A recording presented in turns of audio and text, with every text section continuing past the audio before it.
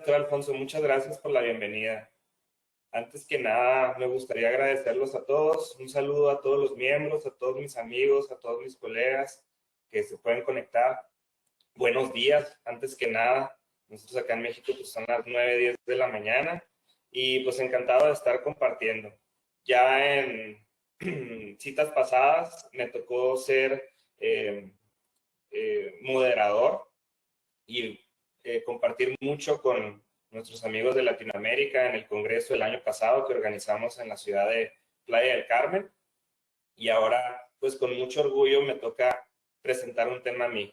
Ahora me llena de satisfacción, pues todo el trabajo que hace la Academia Latinoamericana. Antes que nada, quiero agradecer a Alfonso y a todos los que se han puesto la camiseta para lograr este congreso y lograr todo el trabajo que se está haciendo. Muchas gracias también a las compañías que nos están apoyando. Muchas veces todo esto no se puede hacer sin ustedes y no queda más que agradecer. Y antes de empezar, pues un saludo a todos. Mi tema es muy práctico, me gusta hacerlo de una manera relajada y espero que sea de su agrado. Como ya les dijo el doctor Alfonso, yo pertenezco a la Academia Latinoamérica, a la Academia Mexicana, nada más, a la Academia Mexicana de Operatorios y Biomateriales.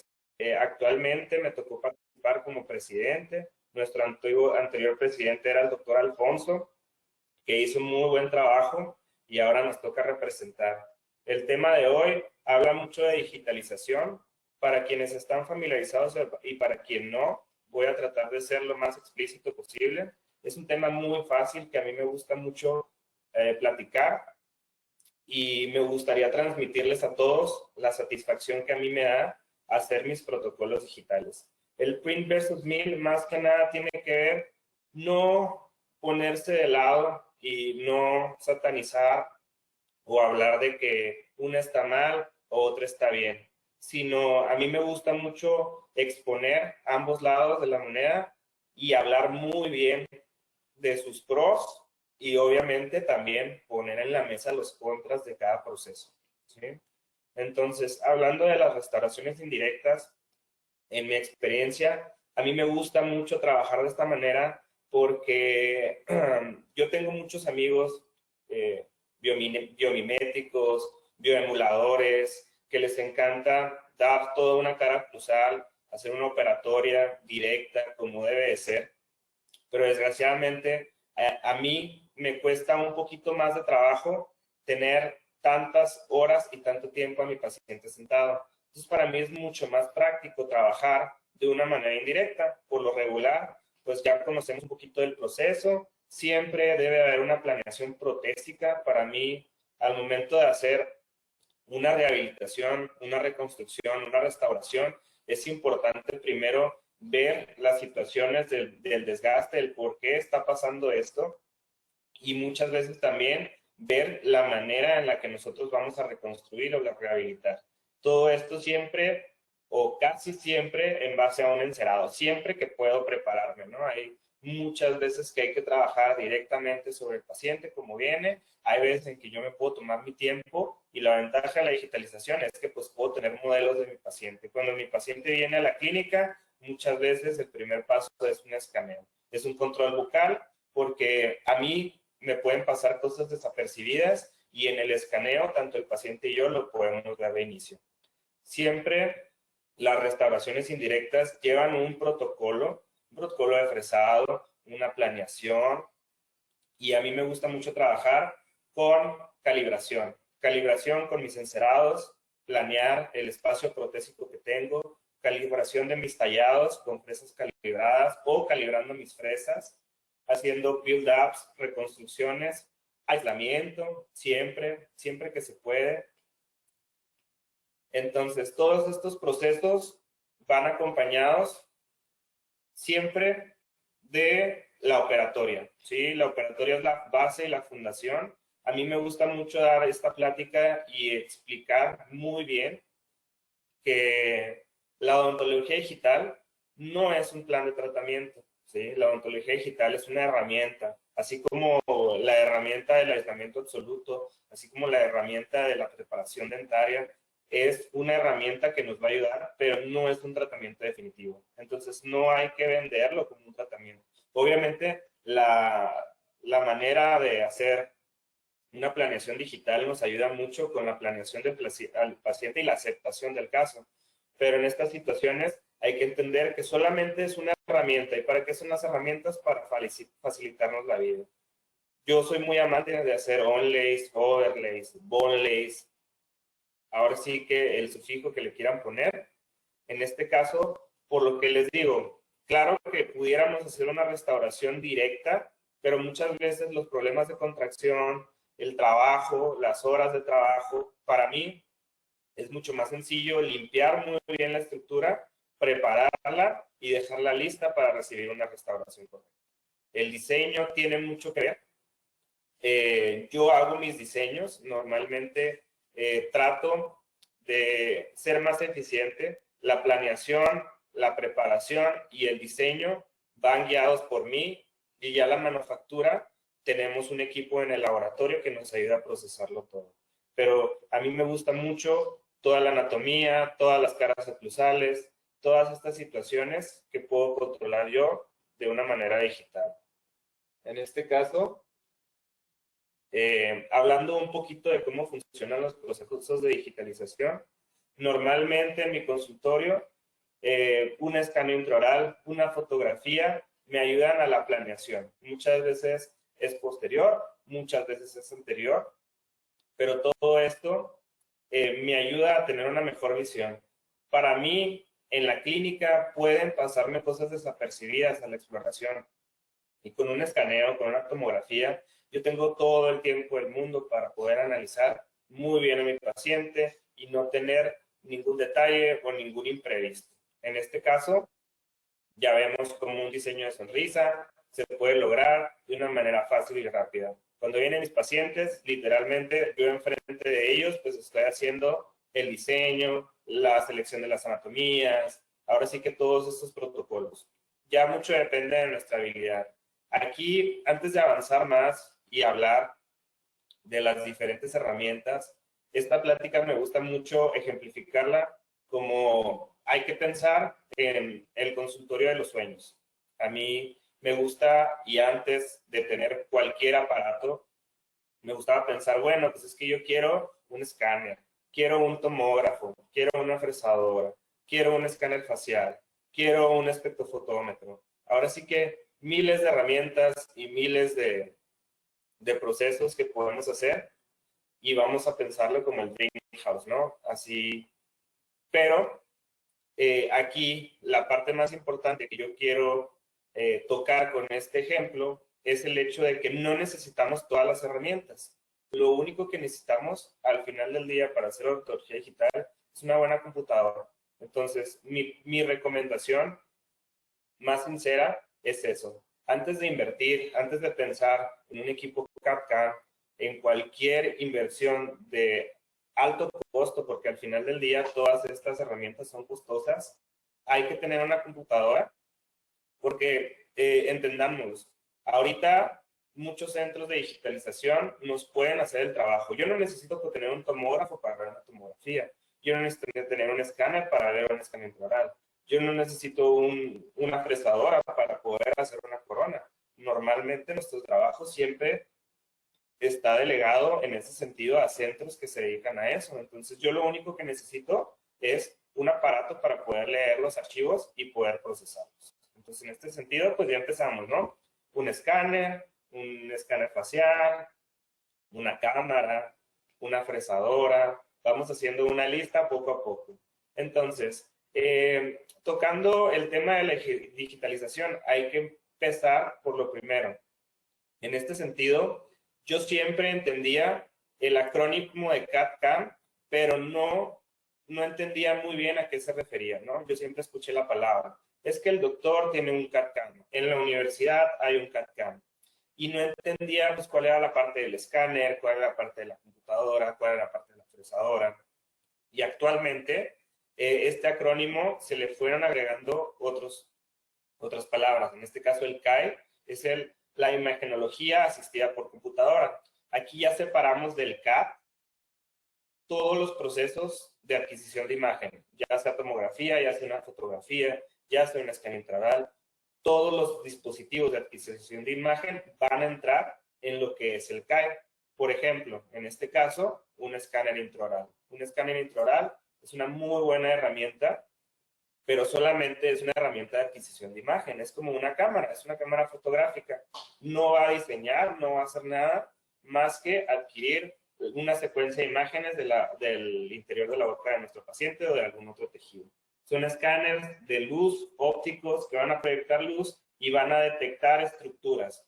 En la actualidad, normalmente, los tratamientos para los que son más utilizados va a ser la ortodoncia, prótesis dentales y prototipos. Me gusta mucho la palabra prototipos porque podemos diseñar lo que nosotros queramos. Nosotros tenemos un laboratorio de diseño 3D y es típico que cada doctor trae una idea. Y, oye, ¿sabes qué? Es que necesito una guía para vasectomías y necesito una guía de preparaciones. Y me puedes hacer un proyecto y todo esto lo podemos englobar en prototipos. Lo que nosotros imaginemos, muchas veces lo podemos diseñar. Siguiendo hablando con los escáneres intraorales, como ya lo habíamos mencionado, dispositivos de adquisición de imagen. Las nuevas generaciones tienden a ser más rápidos y tienen un control de luz.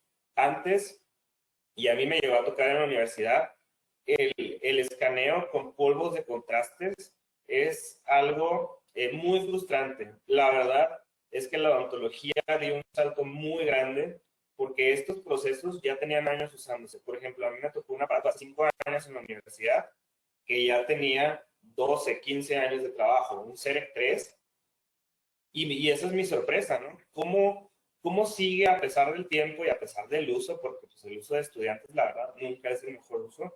¿Cómo sigue trabajando la máquina, no? Y ahí es donde pienso yo que muchas veces estas inversiones, pues no son a corto plazo. Estas inversiones nos van a ayudar a lo largo de nuestra vida.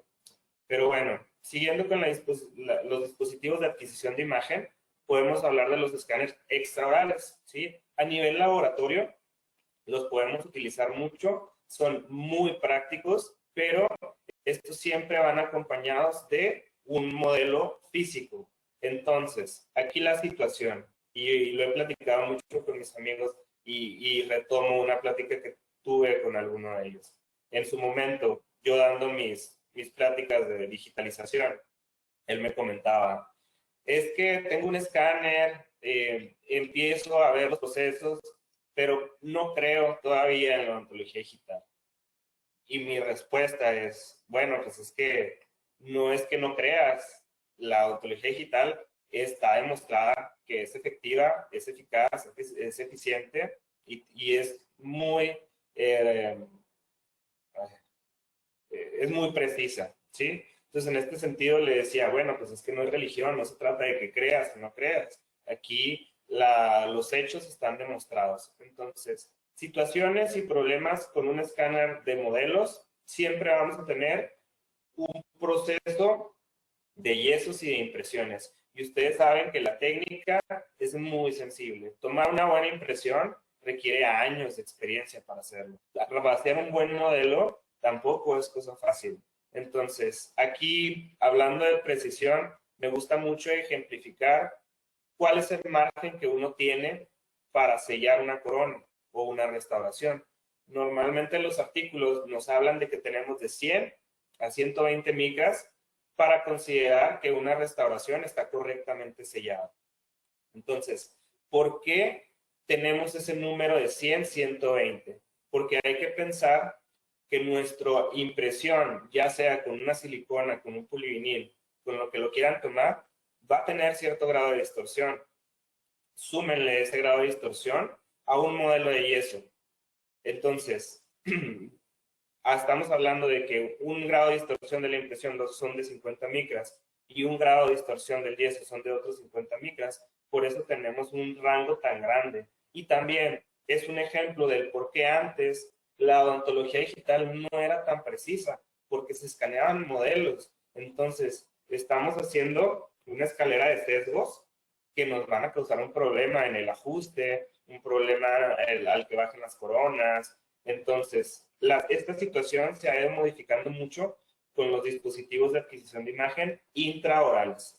Los escáneres intraorales traen una precisión de 3 a 10 a 15 micras. Hablando del top 3 de los escáneres, el mejor escáner trae una distorsión de 3 a 5 micras. Entonces, esos 3 a 5 micras contra las 100, 120 micras que tenemos de ajuste, pues es un mundo de trabajo. Pasa mucho y tengo amigos de laboratorio que han ido migrando inclusive sus técnicas de laboratorio. Ellos antiguamente recibían modelos de yeso y ahora prefieren agendar al doctor para ir a hacer un escaneo. Esto para ahorrarnos modelos, esto para ahorrarnos tiempo de trabajo sobre todo. Entonces, siguiendo con la digitalización, nada más para tomar en cuenta todo lo que es el CAI, la tomografía, en este caso, es una herramienta muy importante. El DICOM es, en general, el archivo de comunicación médica, pero no hay que englobarnos en que el DICOM es solamente la tomografía. Puede abarcar resonancias, ultrasonido, ahora sí que cualquier información médica que nosotros podamos recibir y procesar. En este caso, para mí la tomografía es muy importante para la implantología.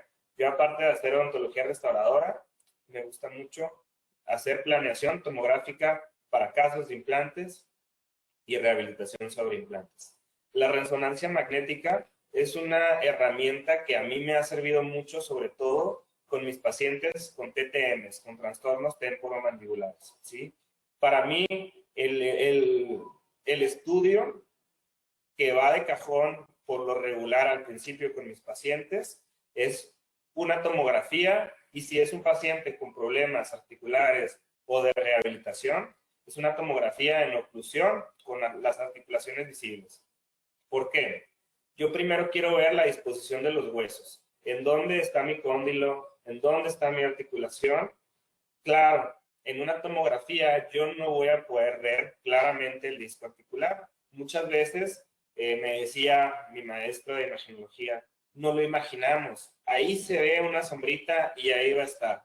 Pero para verlo correctamente necesitamos una resonancia. En este caso, la resonancia para mí es una herramienta que vaya más allá. Ya cuando mi paciente empezó un tratamiento y yo veo que mi tratamiento, por ejemplo, una férula cruzal, no está teniendo los resultados adecuados, a veces me ayuda una resonancia para identificar bien los problemas de mi paciente.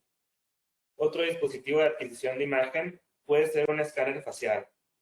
Para la rehabilitación completa es súper útil. En este caso, un caso de rehabilitación con coronas, con inlays, con onlays, me ayuda mucho a ver dónde está el plano oclusal, dónde está el plano del horizonte y qué tan grande voy a hacer mis dientes. Muchas veces, para mí lo más importante es dónde va a quedar el borde incisal de mi paciente para poder iniciar la rehabilitación.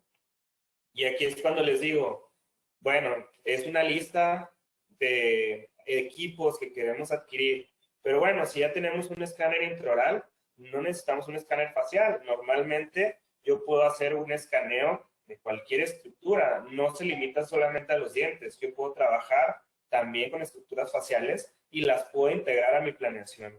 Ahora sí que a mí como clínico y también como laboratorio, entre más información tenga yo a la hora de diseñar, voy a tener mejores resultados. Hablando de escáneres faciales, por a la izquierda podemos observar un escaneo hecho con celular.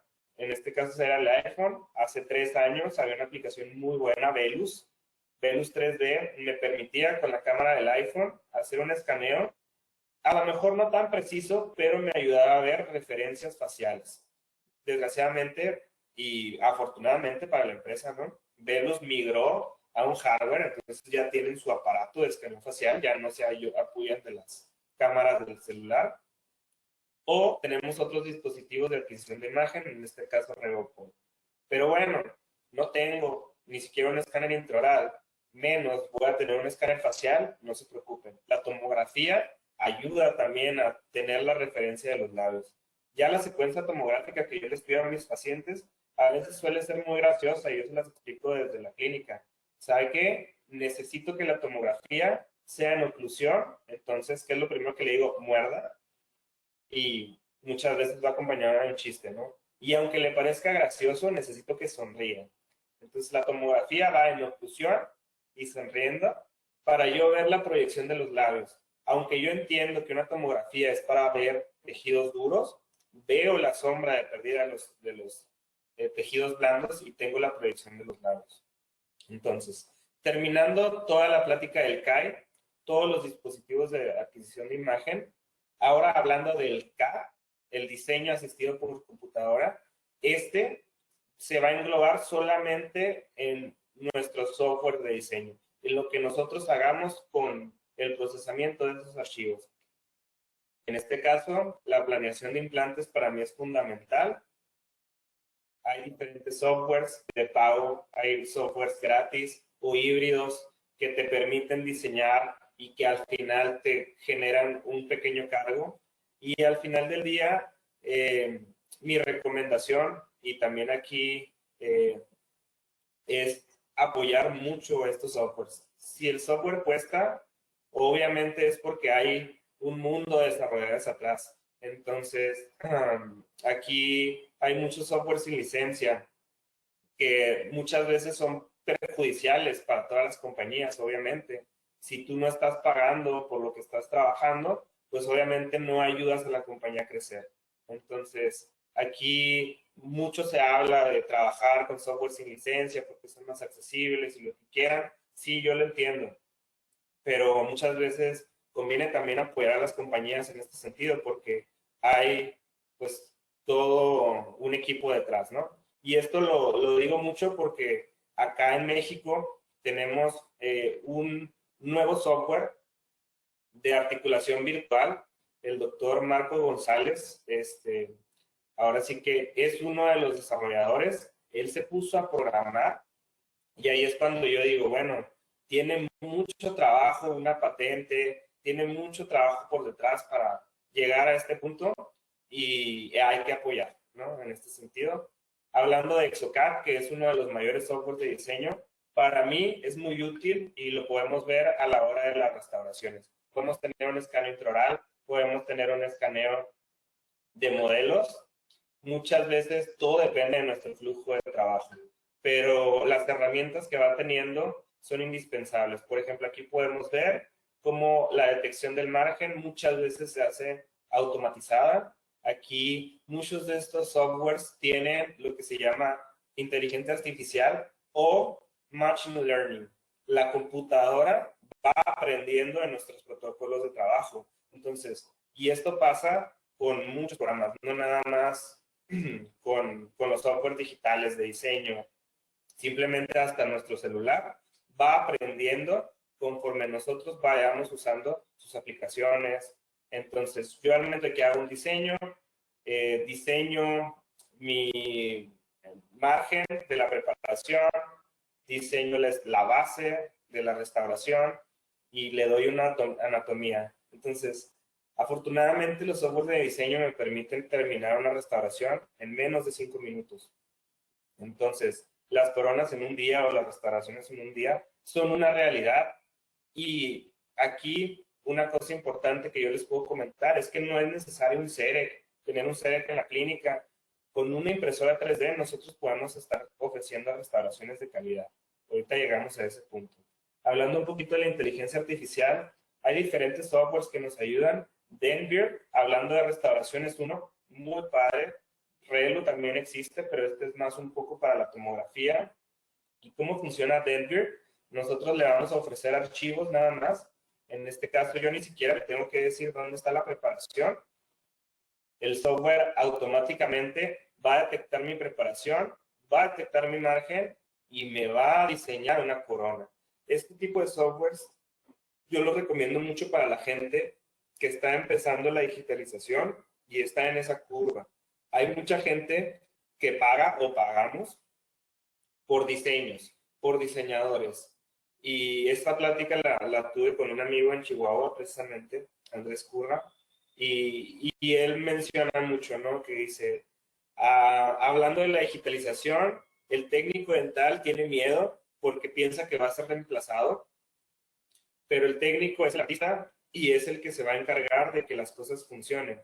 Ese trabajo no va a ser reemplazado. En un tanto, él habla y dice, yo pienso que más bien el diseñador dental va a ser reemplazado, en este caso, lo podemos ver en ejemplo, por una inteligencia artificial.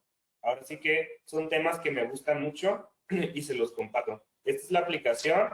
Obviamente, aquí es donde les digo, desgraciadamente, pues hay que hacer un pago. Pero en este caso el pago es mínimo. Te cobran aproximadamente $4 por restauración. Entonces, ya tomamos el CAI, ya tomamos el CAD y seguimos con el CAM, la manufactura. La manufactura es prácticamente todo lo que ya procesamos y diseñamos, ahora lo vamos a materializar. Hay dos tipos de manufacturas, la manufactura sustractiva y la manufactura aditiva. A mí me gusta mucho ejemplificarlo como, por ejemplo, el encerado dental. Pues, quienes hacen encerado dental y hacen odontología restauradora saben que entre todas las técnicas, las que sobresalen son la técnica aditiva y la técnica sustractiva. En la técnica aditiva nosotros solamente vamos a agregar lo que nos falta en la restauración. Y en la técnica sustractiva vamos a tallar para generar un prototipo, una restauración. Entonces, el CAM se va a encargar de la manufactura y esta manufactura puede tener dos vías, ¿sí? Entonces, ¿para qué me gustan mucho las fresadoras o este tipo de aparatos? Pues básicamente puedo lograr este tipo de estructuras con mis manos. Yo las puedo diseñar, las puedo procesar y el técnico es el que se va a encargar de darle su toque. A mí me gusta mucho decir que el trabajo del técnico debe ser muy bien apreciado, sobre todo, y me gusta decirlo de esta manera, me hace ver bien a mí. Al final del día, yo no voy a poder reproducir esto con mis manos, el técnico es el artista detrás de mi trabajo. Y en este caso, pues todo mi aprecio de los técnicos. En este sentido, las restauraciones indirectas para mí son lo más frecuente en la consulta, son lo más fácil, bueno, no lo más fácil muchas veces, ¿verdad? Pero es un protocolo que manejo y con la digitalización me permite adelantar procesos. La situación de coronas en un día, la situación de coronas al siguiente día, pues ya es una realidad con este tipo de aparatos. Una cosa es sustractivo y aquí lo podemos ver en el video. La sustracción es que va a fresar un bloque de cerámica o un bloque de material y va a tallarlo hasta que llegue al diseño que nosotros elegimos. En este caso, desgraciadamente, la sustracción va a hacer que se desplicie hasta un 80% del material. Por eso, para mí, la manufacturación aditiva o las impresiones 3D, pues son algo revolucionario y que me gusta mucho aplicar en mi práctica diaria. En este caso, hablando de impresión 3D, es tecnología que va a utilizar por lo regular una fuente de luz para procesar, polimerizar mi resina. En este caso, mi resina es un material fotoactivable que va en base a un software generando un modelo 3D, ¿sí? Los diferentes métodos aditivos y el que más nos vamos a enfocar va a ser en la estereolitografía o la polimerización por VAP. Esta va a estar basada en el Laser Based o SLA, en el DLP o proyección por proyector o en pantallas LCD. Tenemos diferentes técnicas, está la extrusión del material o el filamento, está el Power Bed o sintetización láser, polyjet, multijet, todas esas son técnicas que también pudiéramos aplicar, pero más especializada en odontología, nos vamos a basar en los materiales resinosos y la polimerización por VAP. Hablando de las resinas dentales, como ya lo conocemos, o si no lo conocemos, son materiales de impresión de 3D de alta precisión que utilizamos laboratorios y clínicos. Normalmente, y repitiendo un poquito a lo mejor la explicación del CAD-CAM, vamos a utilizarlo para guías quirúrgicas, prótesis, patrones, prototipos, alineadores, diferentes situaciones. Aquí hay que entender que hay resinas biocompatibles y hay resinas que no son biocompatibles. Algo bien importante y quiero dejar muy en claro es que toda la resina antes de su procesado es tóxica. Entonces, es muy importante que nosotros, si estamos trabajando en boca, estemos utilizando resinas biocompatibles. ¿Por qué?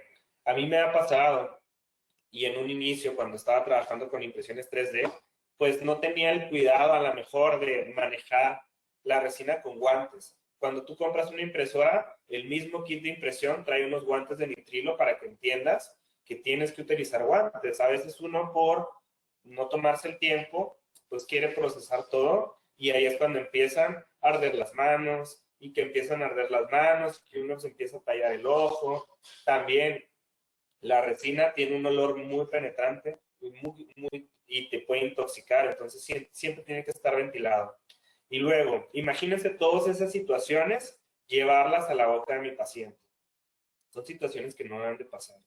Yo en todas mis pláticas de odontología digital digo, ojo, si ven una guía quirúrgica gris o verde, es una resina tóxica y es algo que no deberíamos estar haciendo. Lo mínimo que vamos a causar ahí va a ser una dermatitis alrededor de los labios, en la encía, pero podemos hasta intoxicar a nuestro paciente. Entonces, mucho cuidado con eso. La resina biocompatible a mí me sirve para infinidad de cosas. En este caso les estoy mostrando lo que es un prototipo. Acá en México lo manejamos como una guía multifuncional. Esta guía a mí me sirve para poner implantes, tomar una impresión y tomar un registro intermaxilar con el mismo prototipo. Ya posteriormente, estas mismas resinas biocompatibles me pueden ayudar a hacer estructuras más complejas. Estas resinas normalmente se basan en un sistema de slicers o un sistema que va a rebanar nuestro archivo 3D. Ustedes conocen, ¿no? Nosotros ya tenemos un modelo 3D en tercera dimensión y estos softwares, estos programas nos van a hacer que ese 3D se vuelva 2D para posteriormente procesarlo en una pantalla. ¿Cómo funcionan las impresoras 3D? Vamos a ir subiendo micras, 25 micras, 50 micras, 100 micras, poco a poco para ir formando nuestro archivo. Entonces, dependiendo del grosor de capa, nosotros vamos a tener un acabado. Hay mucha gente que me platica y me dice, es que a mí no me gusta mucho ver el footprint, estas rayitas que nosotros alcanzamos a ver a lo mejor en la impresión. Y ahí es donde es de gustos y de criterios. A mí me gusta hasta pensar que me dan una microtextura en los dientes a la hora de hacer el diseño, ¿no? Ya conocen la macro, la microtextura, y estas líneas me ayudan a hacer, pues a lo mejor las líneas del esmalte. Pero si yo no las quiero, solamente tengo que modificar mis parámetros de impresión. Hay diferentes tipos de resinas, en este caso, resinas biocompatibles para restauraciones y dientes, normalmente se utilizaban como dispositivos temporales, ¿sí? Estas resinas, la recomendación era que no se usaban más de 6 semanas, porque después de 6 semanas podrían empezar a presentarse separaciones. En este caso, las resinas nanohíbridas van mejorando las propiedades. Por ejemplo, esta es la información que Bego nos arroja sobre su resina Versio Crown, una resina permanente, ellos la mencionan permanente, es una resina nanohíbrida que aparte de tener material resinoso, tiene material vitrio y por eso su dureza y por esto el sufijo de hacerla permanente, ¿no? Tenemos diferentes colores, tenemos grados de viscosidad. A mí lo que más me interesa es la resistencia a la flexión, su módulo de elasticidad, la dureza short y el grosor de capa.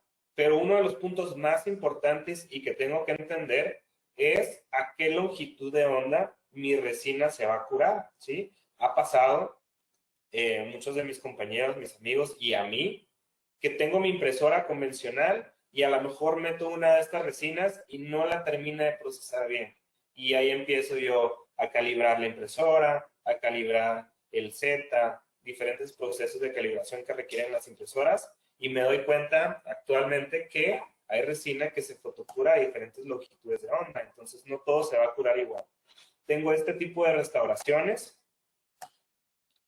Entonces, hablando un poquito de las impresoras, el proceso SLA es uno de los procesos más precisos, pero la tecnología pasada los hacía mucho más tardados. Formlabs es una de las primeras compañías que empezó en impresiones 3D y también se fue mucho a lo dental. Actualmente la Form 3D es para puras resinas biocompatibles y este tipo de impresoras, su modo de activar la resina era una sinterización láser. Iban láser, láser, láser, generando una estructura. Entonces iba punto, punto, punto, punto, punto. Y esto, desgraciadamente, lo volvía muy lento. Teníamos tiempos de impresión de 4, 8 o 10 horas. Y esos 4, 8 o 10 horas para imprimir un modelo son poco prácticos. Actualmente, la tecnología DLP o LCD son las mejores para lograr este tipo de proyectos, ya sean modelos, ya sean resinas biocompatibles, y el espesor de la capa es lo más importante que nosotros tenemos que trabajar. Un espesor puede variar entre 25, 50 o 100, o números entre ese rango, pero aquí mi recomendación va a ser un modelo, una guía quirúrgica, la vamos a poder estar reproduciendo a un espesor de 100 micras. 100 micras, ¿por qué?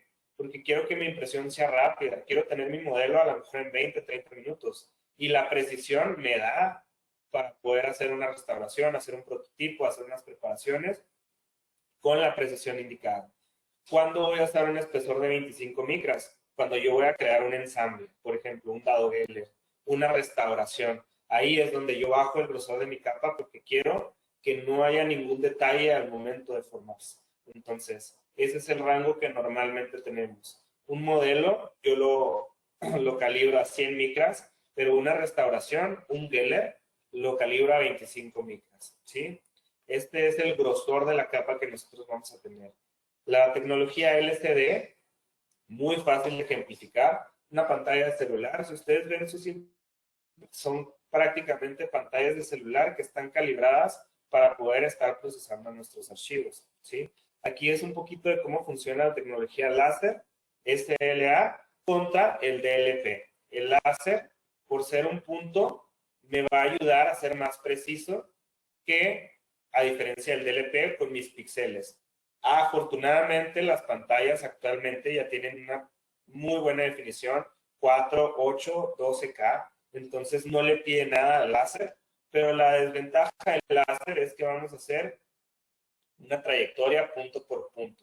Entonces no es lo mismo la emisión del láser y estar haciendo un A, B, C, D en su trayectoria a que la pantalla se ilumine y me haga todas estas estructuras. Entonces, ahí es un poquito de la comparación de las diferentes tecnologías y un pequeño video de cómo funciona. El SLA va punto por punto y el DLP va reconstruyendo capa por capa, ¿sí? En este sentido, una de las mejores impresoras, SprintRay, yo no tengo todavía la fortuna de trabajar con este tipo de impresoras porque en México no están disponibles, pero he tenido la oportunidad de trabajar con sus resinas. Sus resinas son de las más estudiadas y de las mejores comparadas. Por ejemplo, ya hablando un poquito de literatura de los artículos, tenemos diferentes comparaciones. En este artículo comparamos la adaptación marginal con diferentes tipos de restauraciones. Aquí hablamos de grosores, 0.8, 1, 1.5 y las comparamos precisamente con materiales por un proceso sustractivo, fresados. Entonces, aquí es donde viene el primer rango. Una resina impresa o una resina fresada o una restauración fresada presenta buenas propiedades. En este sentido, y hablando un poquito de las resinas, comparándolas, Versio Smile Crown, esta es la resina de Vego, de las propiedades que mostré anteriormente, y es la resina que nosotros podemos manejar como temporal. ¿Por qué temporal? Yo la compararía como un cerómero, ¿no? El cerómero, al final del día, es un material resinoso híbrido que trae partículas de cerámica que ayudan a mejorar sus propiedades estéticas y también sus propiedades de dureza y de resistencia. En este caso, estas resinas híbridas nos ayudan también a tener esas ventajas y una de las principales ventajas que yo les puedo decir de la impresión 3D es esto. podemos imprimir hasta 20, 30 restauraciones en un solo proceso. A diferencia de un proceso CAM de manufactura sustractiva, en el que yo voy cubo por cubo metiendo. Hacer una rehabilitación en un CEREC me tarda 2 días. ¿Por qué? Porque un cubo se fresa en 15, 20 minutos, sigue el próximo, el que sigue y el que sigue. Y en el caso de las impresiones 3D, a lo mejor se va a tardar no 15 minutos, se va a tardar 40, una hora, pero me va a procesar pues hasta 20 o 30 restauraciones. Entonces, regresando al artículo, nos menciona que hay resistencia a la fractura incluso en grosores de 8 milímetros. Aquí es donde nosotros, es muy importante que al momento de estar realizando la preparación de nuestra restauración, hay que entender que tengo un espacio protésico que tengo que respetar, ¿sí? Los materiales tienen sus indicaciones. El disilicato de litio, mínimo un 8, un 0.8, una micra de 1 milímetro de espacio protésico para que funcione. Es lo que nos menciona el fabricante, y lo mismo pasa con las resinas. Si yo no le doy el espacio protésico, voy a generar una fractura, un desprendimiento, ¿sí? Estas resinas nanohíbridas, en este caso CN Spring Ray o Next, es una resina para estructuras nanocerámica. En este caso, yo la he utilizado para mis proyectos de rehabilitación completa.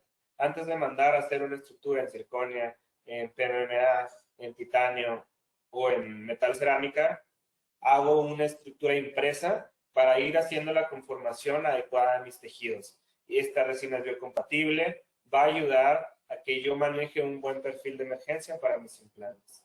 Entonces, siguiendo con los artículos y comparándolas, aquí vamos a evaluar la fatiga, el costo y el tiempo de producción.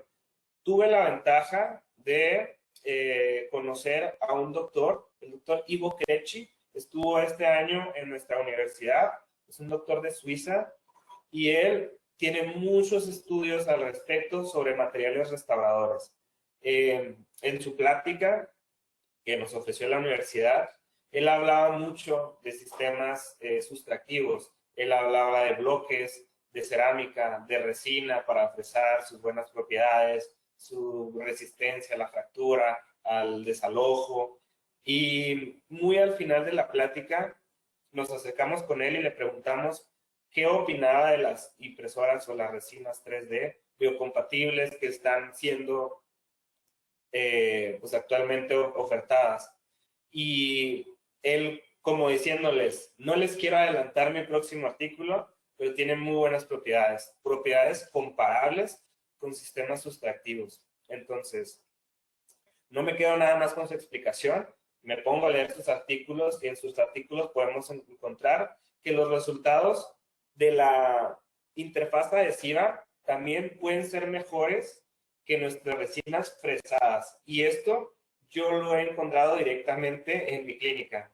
Adherirme al PMMA me resulta más difícil que adherirme a una resina impresa. Obviamente entiendo sus procesos de fabricación. No es lo mismo una resina que se va generando capa por capa, que puede generar espacios retentivos para el cemento y obviamente con un buen tratamiento de la superficie para adherirnos a un material que está fresado ya en su fase final. La idea del PMMA pues es que está en una fase final de dureza que la máquina va a devastar y nosotros vamos a cementar. Pero he tenido situaciones de cementaciones a comparación de mis estructuras impresas con mis estructuras fresadas. Y bueno, siguiendo con este artículo y ya hablando un poquito de tiempos y costos de producción, esta parte y estos cuadros me gustan mucho.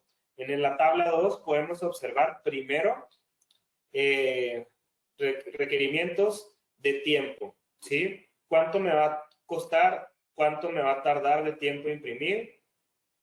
64 minutos, pero hasta 50 restauraciones, en este caso del artículo. Una limpieza en alcohol isopropílico de alta concentración de 10 minutos aproximadamente, en lo que lavamos y volatizamos, y un polimerizado final de hasta 8 minutos. Entonces, ahí estamos hablando de aproximadamente hora y media.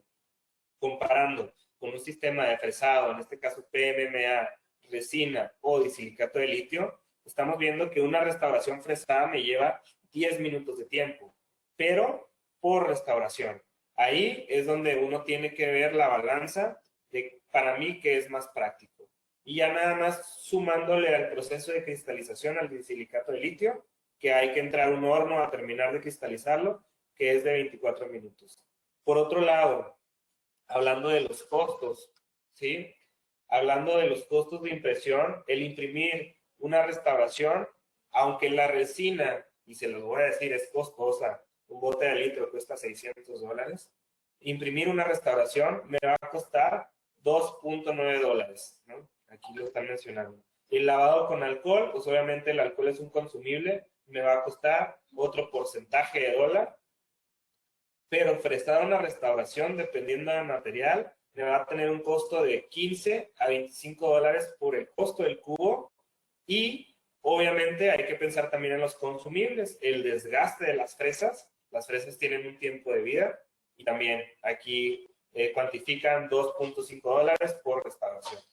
Y la inversión, el costo de inversión por los equipos, también es importante conocerlos. Una impresora 3D aceptable nos va a costar de $1,000 a $1,600, más nuestro ultrasonido, más nuestra cámara de polimerizado. Aquí, mucho énfasis.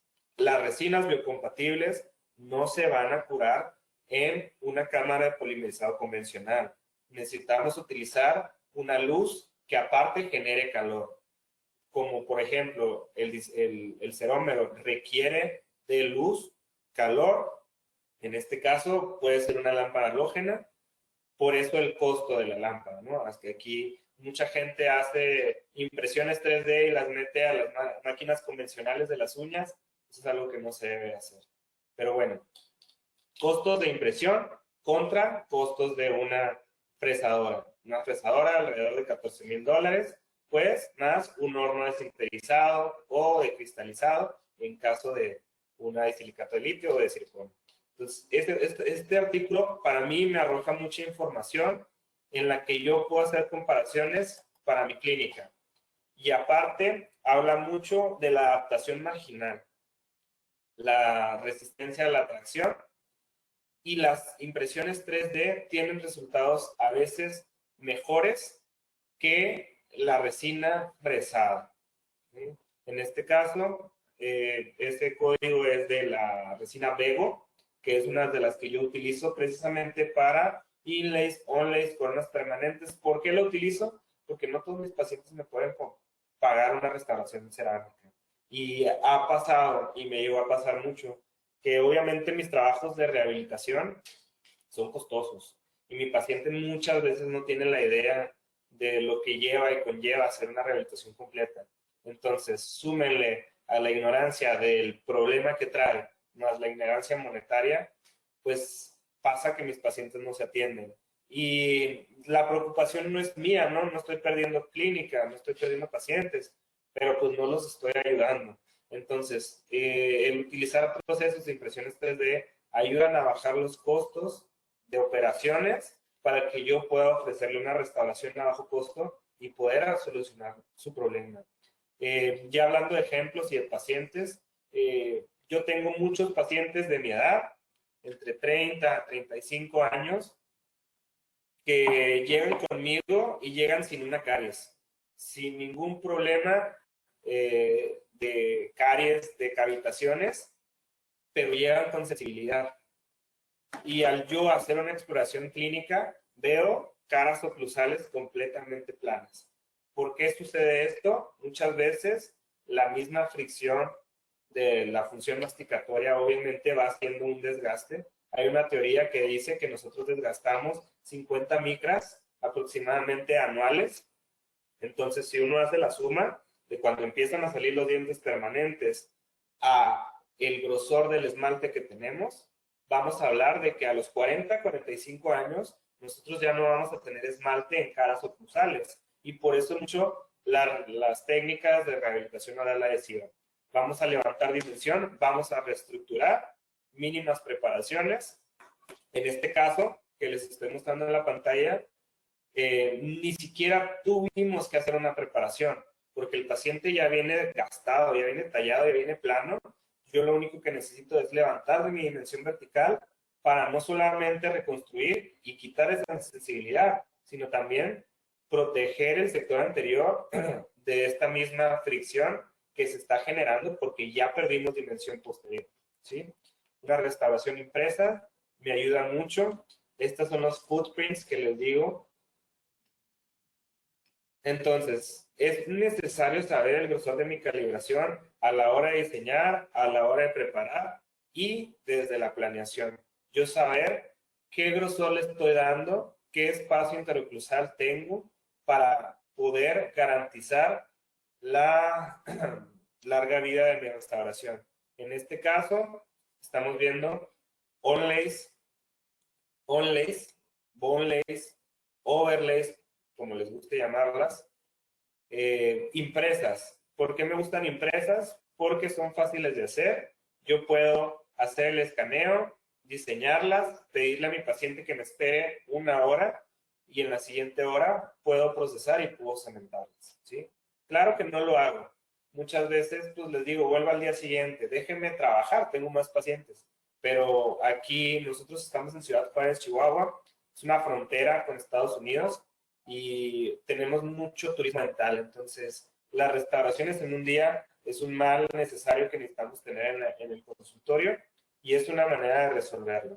Obviamente también los materiales importan, las resinas, como ya cualquier resina, le voy a dar un tiempo de vida y un mantenimiento. Para mí, hacer una restauración indirecta con una resina impresa se ha vuelto una práctica diaria muy fácil y muy práctica. ¿Por qué? Porque los costos de operación para mí son baratos. Yo puedo ofrecerle un tratamiento restaurador a mi paciente con buenas propiedades y garantizar una buena cementación, que no se vaya a caer y a lo mejor también una buena estabilidad oclusal. En este caso, aparte de restauraciones indirectas como onlays, overlays, podemos inclusive hacer prototipos para carillas, para restauraciones estéticas en el sector anterior. Este es un caso de curso que alguna vez hicimos. Obviamente depende mucho del caso, si nosotros podemos y tenemos el espacio para agregar material, ¿sí? Hacer una restauración aditiva, no sustractiva. Yo aquí con esta paciente no hubo necesidad de preparar nada, no hubo una cementación como tal, solamente fue la presentación del caso para ver un prototipo directo. Aquí yo no estoy haciendo un mock-up con un material, un modelo encerado o un modelo impreso, luego duplicado. Estoy haciendo una impresión 3D biocompatible para hacer un mock-up directo e ir probando las restauraciones. Yo aquí tengo información y tengo una buena comunicación con mi paciente para poder decirle, bueno, mira, esto es lo que te puedo ofrecer real. Ya tú me dirás si aceptas el tratamiento o cuáles son tus expectativas, más blanco, menos blanco, más arriba, más abajo. Ya es cuestión de gustos, prototipos que puedo lograr. Y aquí vuelvo a la situación. Bueno, ¿cuál es el problema con la digitalización? ¿El técnico dental, los laboratorios dentales van a desaparecer? Yo les digo que no.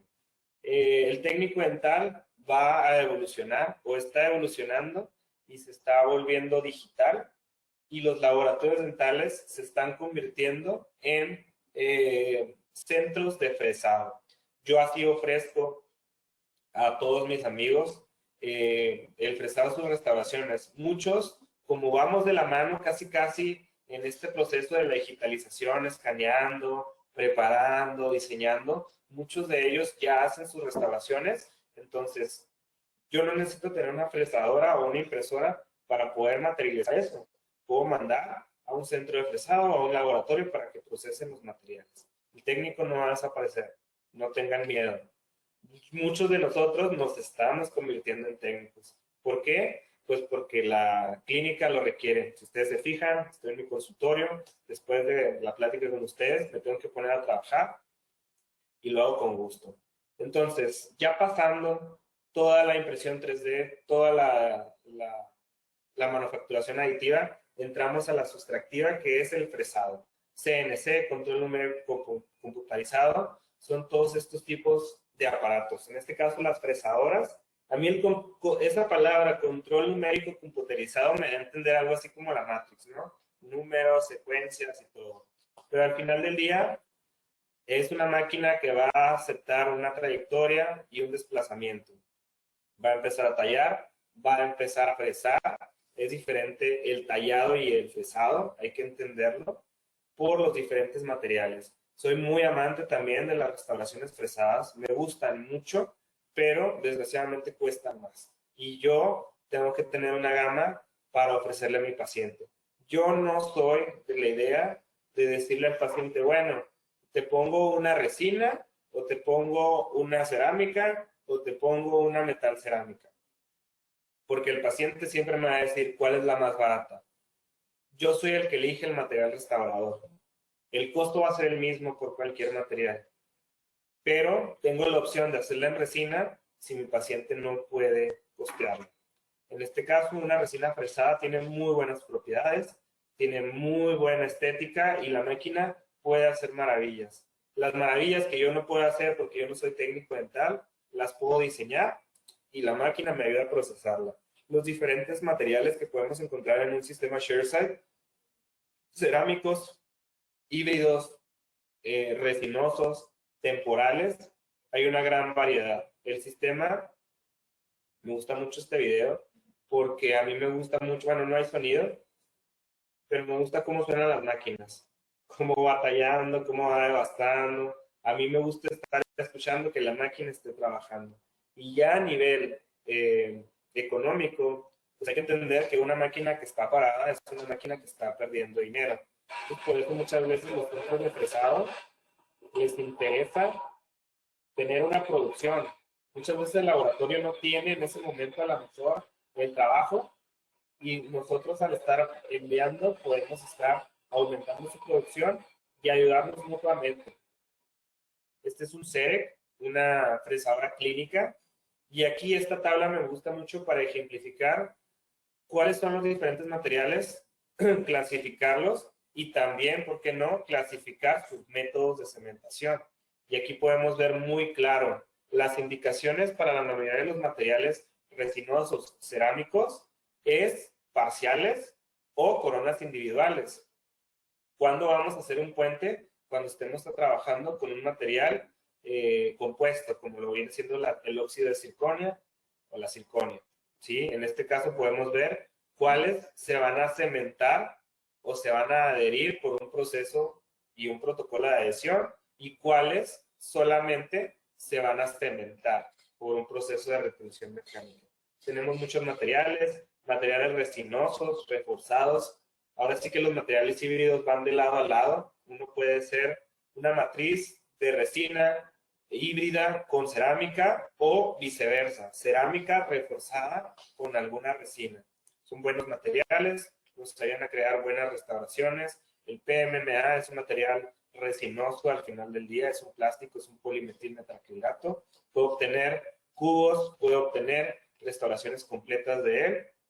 Y aquí es donde hablé maravillas de la impresión 3D, pero al final del día, un proceso fresado me va a ayudar a tener mejores propiedades de material simplemente porque vamos a evitar la porosidad que se crea en las capas, ¿sí? Al final del día, por eso son materiales resinosos, son materiales que en algún momento se van a pigmentar por la porosidad que estos presentan. Estas microgrietas van a hacer al final del día separaciones, van a hacer filtraciones, pero yo hablando de largo plazo. Y un material fresado tiene mejores propiedades porque viene en un proceso final y al momento de fresarse no cambia su estructura, no se forma nada, entonces tiene mayor resistencia, tiene mayor estabilidad. Hablando de cerámicas, la metal cerámica es una restauración de lo más convencional, se ha usado por 60 años, pero en el CAD/CAM hablamos de feldespáticas reforzadas con leucita o reforzadas con bisilicato de litio. El Empres es un material que para mí no me tocó verlo en su apogeo, ¿sí? El Empres tiene más de 20, 30 años, pero les puedo mencionar que es un material que ha vuelto en forma de cubos y me ayuda mucho a hacer restauraciones mínimamente invasivas y muy estéticas por sus propiedades. Como es una cerámica, tengo restauraciones estéticas. Si les doy el grosor indicado, también puedo tener restauraciones con muy buena resistencia. Este tipo de restauraciones, al final del día, su forma final no se estratifica, solamente se maquilla, o en dado caso estético podemos agregar algún poco de porcelana. El Empress Multi, ahora sí que es un cubo, una pastilla multicapa que me permite darle translucidez, la estabilidad del tercio incisal y el tercio cervical, los diferentes colores. Una de las favoritas es la vitrocerámica reforzada con silicato de litio, o en el mundo conocida como IMAX. Este tipo de cerámica tiene restauraciones muy estéticas, muy resistentes, de hasta 40 megapascales. Me permite hacer restauraciones indirectas, indirectas para implantes o para restauraciones sobre dientes. El disilicato de litio tiene muy buenas propiedades ópticas también, y hay diferentes tipos de manufactura. En este caso estamos imprimiendo prototipos para posteriormente prensarlos, o podemos fresar esos mismos prototipos para prensarlos. El modo que nosotros queramos puede ser el que esté a la mano. Y algo de lo que me gusta de la digitalización es precisamente esto. Quien conoce el laboratorio sabe que esto es un error a lo mejor no tan común, pero pues a nosotros nos llegaba a pasar. Cuando el horno llega a la temperatura indicada, la cerámica no fluye y no se va a prensar hasta donde estaba nuestro prototipo. ¿Y qué pasa? Tengo que volver a encerar, tengo que volver a hacer la estructura. En los procesos de digitalización, si tengo este problema, pues yo tengo una copia y solamente la imprimo otra vez y la vuelvo a prensar, ¿sí? Puedo obtener restauraciones parciales, en este caso V-shapes, carillas vestíbulo-palatinas, para diferentes tipos de casos de restauraciones. Restauraciones estéticas, en este caso una paciente que, aparte de la atrición, aparte del desgaste, pues tiene un problema de reflujo que va haciendo que el esmalte se vaya debilitando. Entonces, con restauraciones cerámicas podemos lograr muy buenos resultados estéticos, funcionales a largo plazo. Situaciones con las restauraciones de cerámicas, hay que hacer un proceso de adhesión. Esta foto me gusta mucho porque es algo que muchas veces tenemos no muy bien marcado, la limpieza de nuestra restauración. A veces nos confiamos de que el laboratorio nos manda las restauraciones arenadas y decimos que ya nos saltamos ese paso. Pero desgraciadamente, en cuanto llegamos a esa restauración a boca, nosotros la contaminamos. En este caso, de cemento, de sangre, de agua, de saliva, de lo que ustedes quieran. Entonces, toda esta materia orgánica va a afectar nuestros procesos de adhesión. Mi protocolo correcto de adhesión es un arenado, lavado en alcohol, y ya el tratamiento de la superficie. Ácido clorhídrico al 5, al 9%, dependiendo de su concentración, por 20 o 60 segundos. Neutralizado con un ácido ortofosfórico o un lavado anti-ultrasonido. Hay que neutralizar el ácido clorhídrico, y la aplicación del silano o el adhesivo cerámico que vamos a utilizar para cementarlos. El protocolo de adhesión muy importante para este tipo de restauraciones. Y ya por último, las cerámicas policristalinas o la circonia más conocida. Les digo, me encanta mucho el escuchar la máquina trabajando. En este sentido, podemos lograr restauraciones más grandes o en mayor cantidad, a diferencia de un sistema como el CEREC, ¿sí? Este tipo de restauraciones normalmente pues no la vamos a fabricar en un chairside, o si la vamos a hacer en un chairside vamos a tardar mucho tiempo. Diferentes cubos, diferentes materiales, van volviéndose más estéticos. Antes era un problema la circonia porque muchos mencionábamos de que es antiestética, era muy opaca, era muy fea, siempre había que ponerle estratificación de cerámica. En este caso, las circonias ya vienen con una multicapa, ya vienen con propiedades muy estéticas, y al bajar las propiedades de la circonia como tal y meterle propiedades de cerámica, bajamos también la dureza. Hay mucha gente que dice, bueno, pues es que una circonia es muy agresiva contra los tejidos, es muy agresiva contra el antagonista. Y los estudios han demostrado que lo que es agresivo contra el esmalte antagonista va a ser precisamente el glaze. Nosotros pongamos glaze en una circonia, en un disilicato, en una cerámica feldespática, vamos a causar una fricción y un mayor desgaste. Entonces, las estructuras que van a estar en contacto oclusal siempre van a estar solo a alto pulido. El glaze solamente se va a utilizar en la cara vestibular, en la cara visible, en lo que nosotros queremos que nos dé esa característica. En este caso, la circonia en caras oclusales, el disilicato en caras oclusales, solamente un alto pulido con gamas diamantadas. Acá en la frontera, pues nos piden mucho estos colores, bleach, sin forma, sin vida, pero pues es de gustos. Y ya para terminar, y no dejar de lado los tratamientos análogos o los modos de trabajar análogos, no nada más hablando del digital, uno de los buenos materiales que tenemos también es el oro. No hay cubos de oro actualmente, no puedo meterlo al CEREC y fresarlo, pero sí lo puedo diseñar y posteriormente vaciarlo. Este material para mí ha sido muy eficaz en pacientes con problemas de bruxismo. Yo tengo pacientes de rehabilitaciones completas con cerámicas en toda la boca, pero pues todos sabemos que el bruxismo se puede controlar, pero puede haber episodios en los que el paciente regresa. ¿Y cómo lo voy a controlar?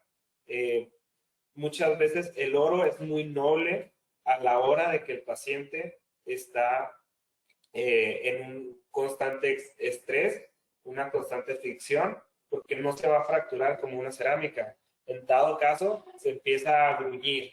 Entonces, esta restauración me ayuda a proteger esta situación y a mis pacientes. En este caso, las restauraciones de oro para mí todavía son un más como una herramienta. Entonces, ya con esto termino mi plática. Muchas gracias a todos por la oportunidad, muchas gracias a todos por su tiempo. Aquí, orgulloso representando a la Academia Mexicana de Operatoria Dental y Biomateriales. Muchas gracias, Alfonso, por tu trabajo. Muchas gracias a todos los miembros de la LODIT. Espero seguir participando con todos ustedes. Más que nada, invitar a todos mis amigos mexicanos a participar, a formar parte de la academia. Esta academia tiene su sede en Ciudad Juárez, pero estamos abiertos a cualquier miembro. Hacemos sesiones virtuales, presenciales, y ahora sí que la invitación está más que abierta. No sé si tengan alguna duda, alguna pregunta. Es todo por mi parte. Muchas gracias.